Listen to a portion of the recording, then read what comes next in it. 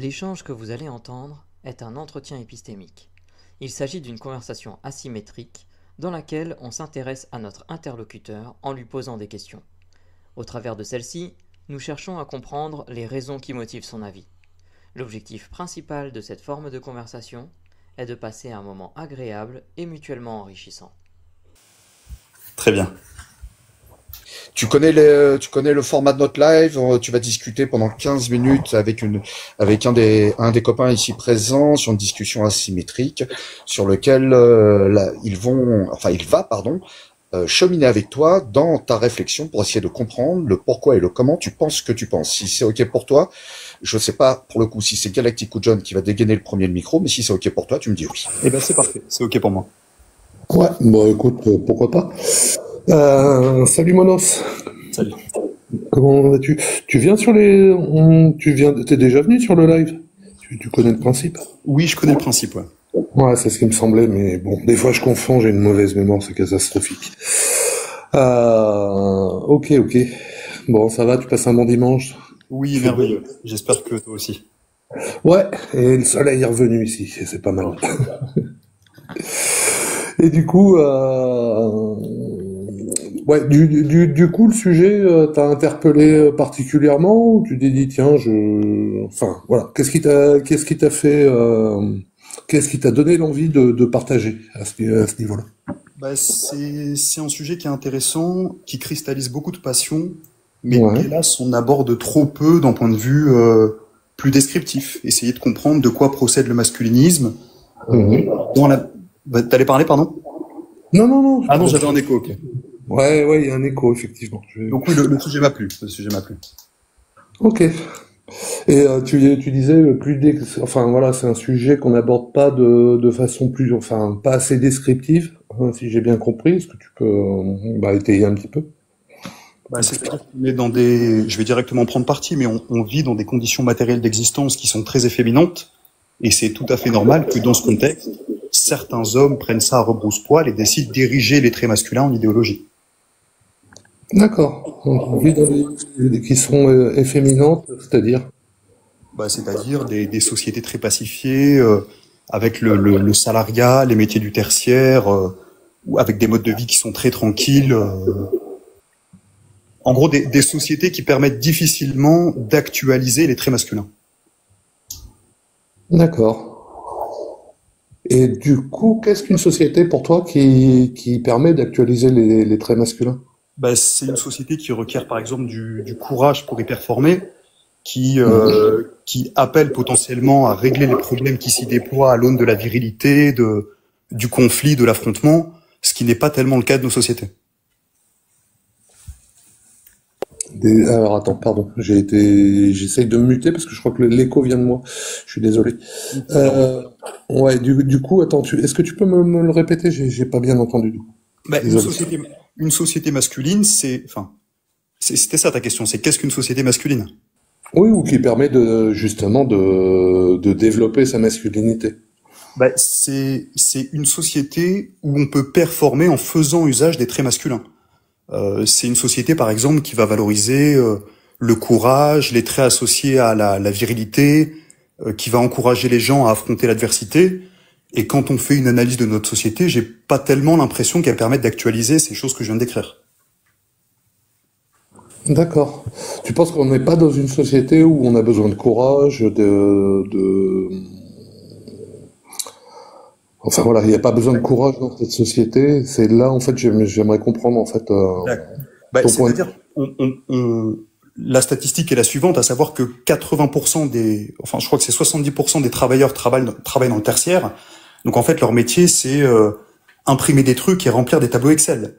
Donc en fait, ça veut dire que 70% de la population a considéré que la moitié sont des hommes, donc à peu près 35% de notre population a un quotidien qui est rythmé par des activités un peu placides où c'est très difficile d'actualiser les vertus masculines. Je sais pas si j'ai été clair là, mais... Ouais, ouais, non, mais de toute façon, je vais te reposer des questions, t'inquiète pas, pour essayer ouais, voilà. Je pense que je comprends à peu près, mais je vais justement te poser des questions. Et alors du coup, sur la question, voilà, les mascus, chance ou dérive sectaire Incel, toi tu te situes où? Et donc du coup, je vais dire 0%, bah non, c'est pas du tout une chance, ou 100%, bah c'est une chance. Voilà. Qu'est-ce que tu te situerais où? Et 50%, bah, je sais pas de trop. Non, pour donner un pourcentage à la va-vite, je dirais qu'à peut-être à 70%, c'est une chance. 70% une chance? Ouais. D'accord. Et, euh, et du coup, quel serait ton meilleur argument pour penser que, enfin voilà, qui te fait tendre vers 70%? Ben, c'est toujours en lien avec les traits masculins, c'est-à-dire que j'ai l'impression que l'esprit révolutionnaire concerne quand même plutôt l'attitude masculine. Et j'ai l'impression que le fait d'avoir une société qui est très efféminée, ben, ça encourage pas à avoir des contre-pouvoirs révolutionnaires. Et le fait que des hommes décident de prendre à rebrousse-poil la féminisation de la société en affirmant des vertus viriles, ça peut encourager à créer un climat humain qui est plus révolutionnaire que le nôtre.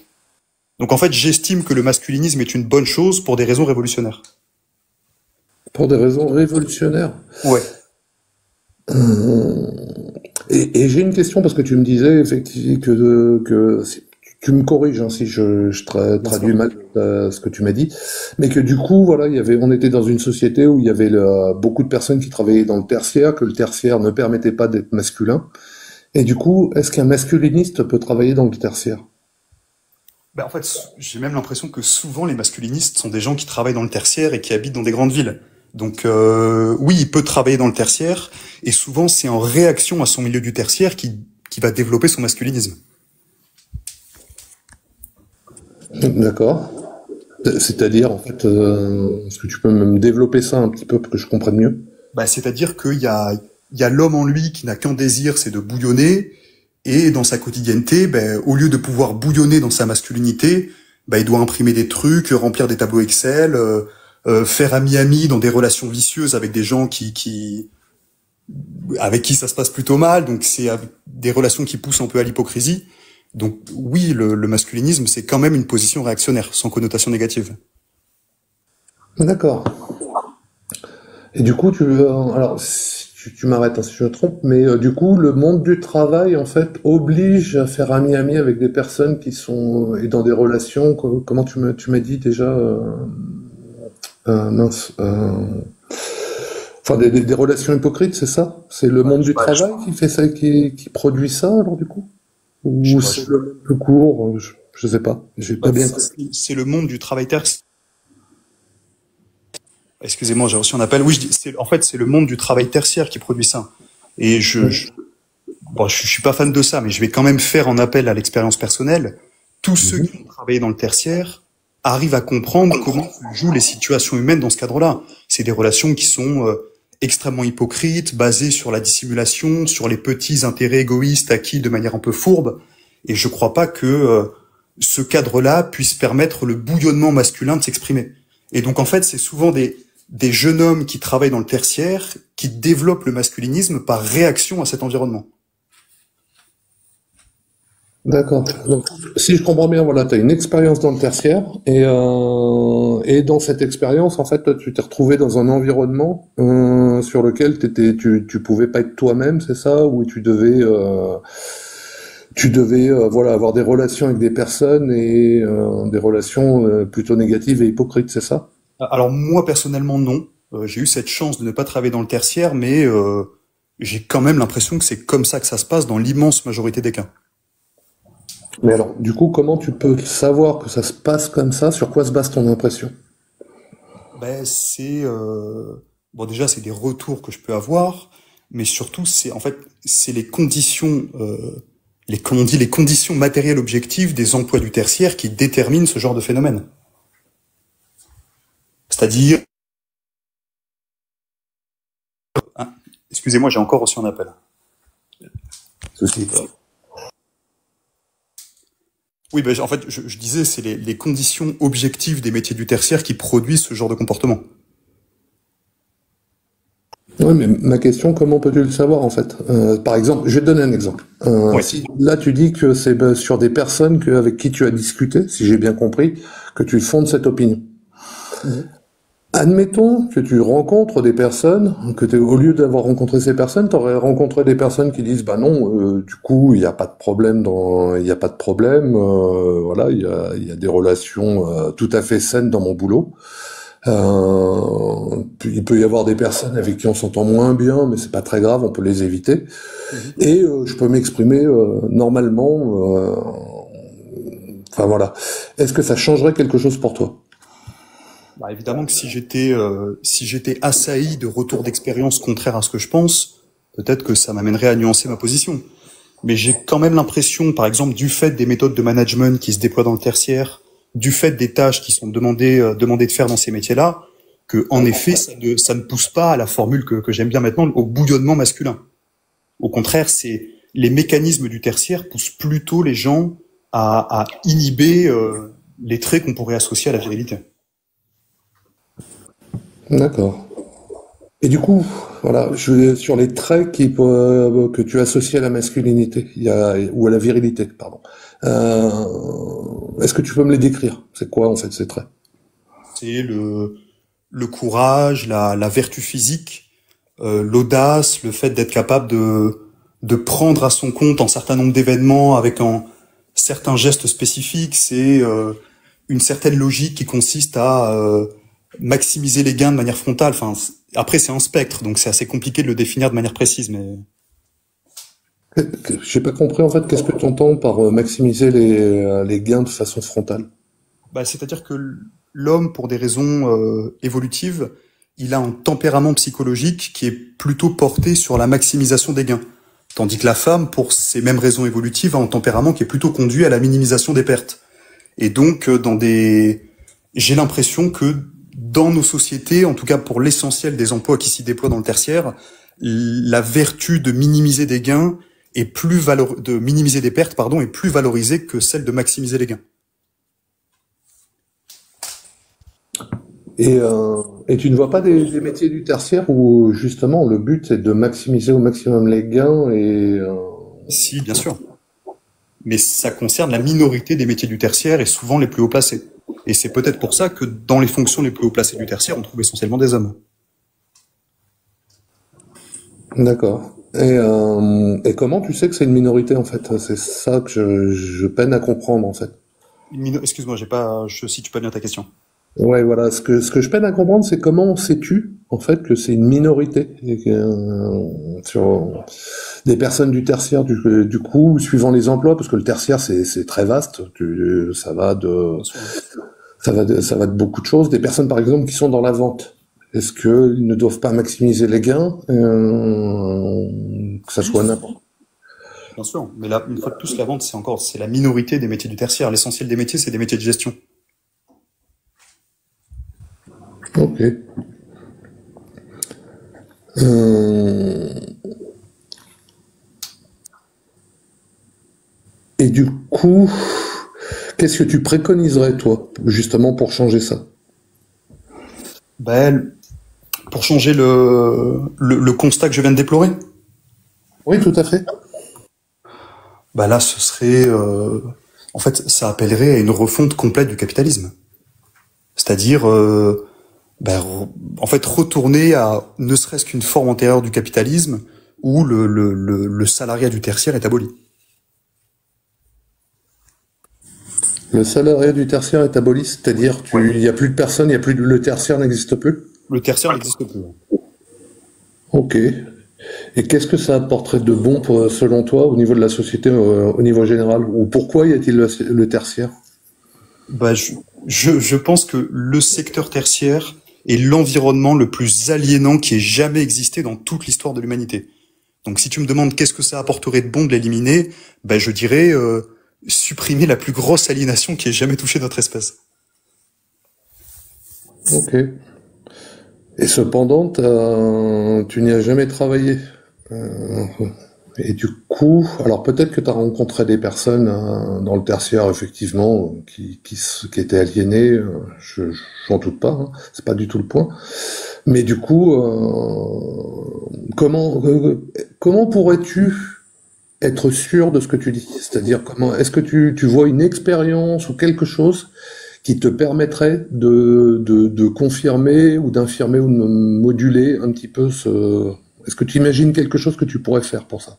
Pour confronter, en fait, et pour être sûr que le tertiaire est bien la chose la plus annihilante possible?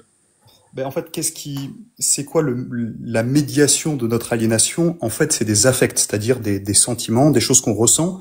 Et pour le coup, on peut questionner les affects des salariés du tertiaire quand ils sont au contact de leur métier, et on observe que c'est des affects qui participent intégralement de l'aliénation. C'est-à-dire, qu'est-ce que ça veut dire concrètement? Ça veut dire que les affects qui se déploient dans le travail du tertiaire, c'est des affects qui conduisent à mettre de côté les intérêts de notre individualité et de notre humanité au profit des intérêts de la structure dans laquelle on travaille. Et par exemple, ça se vérifie très bien par des choses très diverses, mais l'exemple qui me vient en tête, c'est le happy management, qui est très en vogue dans beaucoup d'entreprises, où en fait on essaye d'associer à l'entreprise des affects positifs pour donner l'impression aux travailleurs que l'intérêt de son épanouissement passe par la structure de l'entreprise. Et ça, c'est une suprême aliénation, parce que on associe le développement d'un individu au développement d'une structure qui va potentiellement contre ses intérêts parce qu'elle aliène. Je sais pas si c'est très clair, c'est peut-être un peu technique, mais... Non, mais je pense que je comprends. Mais du coup, ça, c'est quelque chose qu'on rencontre que dans les métiers du tertiaire. Je vais te donner, par exemple, est-ce qu'on peut le rencontrer dans des personnes qui travaillent en usine, c'est pas du tertiaire, ou des personnes qui travaillent dans le bâtiment? Ben, peut-être qu'on peut le rencontrer dans la périphérie, mais en fait, on le rencontre beaucoup moins parce que c'est des métiers pénibles et qui font souffrir le corps, et que c'est beaucoup plus compliqué d'être aliéné à un truc qui te fait directement souffrir dans ta chair. Alors là, je comprends pas justement. Je suis désolé. Est-ce que tu peux développer en quoi, justement, de souffrir dans sa chair n'aliène pas? Non, mais en fait, si tu veux, tu as raison, c'est évidemment aliénant sur certains aspects, mais dans la mesure où c'est une aliénation que tu es forcé de conscientiser par la souffrance qu'elle induit chez toi, ben c'est une aliénation qui est minime comparée à celle qui t'aliène, mais que tu n'arrives même pas à concevoir comme étant aliénante. Ok. Alors je sais pas, j'ai pas lancé le chrono, mais je pense qu'on a même dépassé les 15 Ça minutes. ne doit pas être loin. Ouais, je pense aussi. Je sais pas. Tu peux me confirmer, Russell? Dépassé. Ouais, C'est dépassé. ouais, Dépassé. c'est ce qui me... Dépassé de quelques minutes. Ouais, c'est ce qui me semblait, quoi. Bah écoute, je te remercie beaucoup pour cet échange, et du coup, bah, tu connais mes collègues ont peut-être des questions justement pour creuser un petit peu le sujet avec toi. J'en ai Du coup, potentiellement une. J'en ai potentiellement une. Euh, pour toi, en quoi un salarié qui fait du 60 heures semaine pour faire gagner en compétitivité la société qui l'emploie est-il moins viril qu'un pâtissier ou un fleuriste? Ben, il peut être aussi. Excuse-moi, pourquoi est-ce qu'il est moins viril qu'un pâtissier ou un fleuriste? Oui.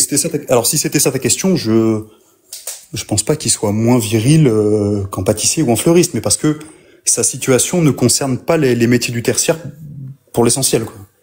Toi, tu parles du grand Ah chef bon? d'entreprise, j'ai l'impression. Non, pour la société dans laquelle il est employé.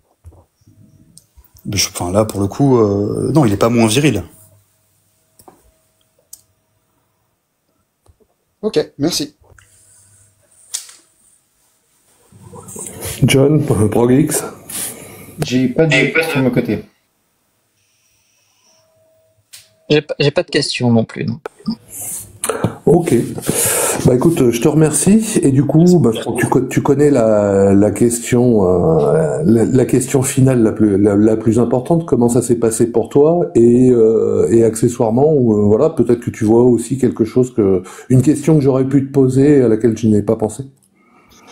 J'ai l'impression de pas avoir été peut-être aussi clair que j'aurais dû l'être, mais en tout cas, tu as été remarquable dans tes questions, et quand on est bien questionné, on a l'impression d'être plus intelligent que ce qu'on est vraiment, donc c'est ce que j'ai ressenti, alors je te remercie. Et une question que tu aurais pu me poser, c'est par exemple, pourquoi faudrait-il valoriser plus l'esprit masculin que l'esprit féminin? Parce que moi, j'ai passé mon temps à déplorer le fait que la société était très efféminante, mais on aurait pu me dire que on peut aussi déplorer le fait qu'elle deviendrait plus masculinisante. Et peut-être que là, on aurait pu avoir une autre discussion, mais enfin, je sais pas. En tout cas, c'était un plaisir. En tout cas, ouais, je te remercie. Effectivement, c'est une excellente question, quoi. Donc, je te remercie. Donc,